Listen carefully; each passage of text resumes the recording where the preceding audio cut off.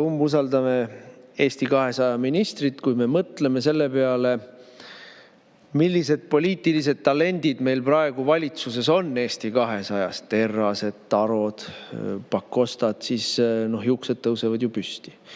Kõik, mida nad puudutavad, ma tahan öelda, milleks muutub, põllumajanduses on seda palju. Aga see ei ole nagu ainult Eesti 200 mure. 1% partei on 1% partei, varastavad nii palju, kui veel jõuavad, valetavad nii palju, kui veel jõuavad ja mitte midagi head ei tee niikuinii. See on Michali probleem. Siis need ministrid on ju kõik surnud kajakad Michali kaelas. Et Michal käib ringi ja kaitseb neid, edendab neid, laseb neil edasi varastada. Ja Michali valitsus on Eesti probleem. Ja me kõik kannatame selle all. Me kõik kannatame selle all, et meil on ministrid, kes ei saa mitte millegagi hakkama peale selle, tuimalt valetavad kõige kohta, mis sa küsid, ja siis teevad korruptiivseid tehinguid. Ja korruptiivsetele tehingutele Pakosta ministeeriumi alluvuses olev justiitsministeerium teeb kena katet.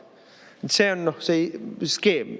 Ja ei ole mingit põhjust, miks nad peaksid lõpetama ennem, kui nad ükskord valijate poolt siis välja visatakse sealt kontorist, kus nad toimetavad. Sinna on veel oodata aega üle aasta otsa. Ja ei ole mingit põhjust arvata, et nad laiali jooksevad või et nad ise tagasi astuvad või et nad kuidagi paremaks saavad. Vastupidi, mida selgemaks neile saab see, et kaotada ei ole enam midagi, seda ilgemaks läheb riigi ja rahva rüüstamine ja inimestega ülbitsemine. See on see, mis meid ootab ees järgmised aasta otsa Eestis. Ja selle kõigega, Eesti rahva kannatus on väga-väga pikk.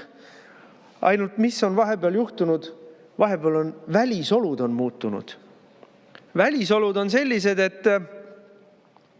et sellist reaalsusest irdunud totaka jutuga ebakompetentset, korrumpeerunud riigi mängimist, mis meil tänane Michali valitsus on, koos Pakostade, Terraste ja Tarodega, sellises väliskeskkonnas meie riik lihtsalt ei jätku enam.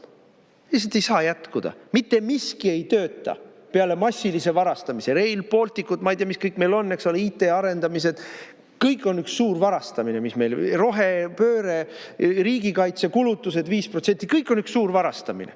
Maksud peavad tõusma, sest kuskilt on ju vaja raha saada riigile ka. Läti riigitransporti, Läti sisetransporti Eesti maksumaksjal on raha maksta. Aga näe, oma lapsed ja oma pensionärid, neile tuleb ikkagi arve esitada, sest tasuta asju pole, kui see just lätlane ei ole. Siis on tasuta asju. Aga ja sa räägid sellest ja see on nagu meil täna hommikune istung oli. Tsiteerid meil Eesti 200 Hussar, eks. Tsiteerid talle sõna selgelt eesti keeles kirjutatud kodukorra reeglit, et eelmisel nädalal olnud viimased päevakorrapunktid peavad minema sellel nädalal esimestena. Ta ütleb, esimestena ei tähenda seda, et nad lähevad esimestena. Lahendus on see, et tuleb leida lahendus täpselt ja esimesena ei tähenda, et see, et on esimestena ja must ei tähenda see, et on must, see võib ka olla valge, aga võib ka olla vikerkaare värviline. Sest me teeme, mis me tahame, sellepärast, et nii on. Igal juhul tuleb nuppu vajutada, igal juhul peavad nägema inimesed, kellega meil on tegemist ja kes kuhu poole hoiab. Aga üks niisugune asi, mis tuleb kaasa võtta sellelt umbusaldamiselt ja kõigilt Riigikogu istungitelt on see, et aasta otsa vähemalt läheb halvemaks. Aga siis peab Eesti inimene mõtlema, kelle ta asemele tahab. Muiutajatest küll kasu ei ole.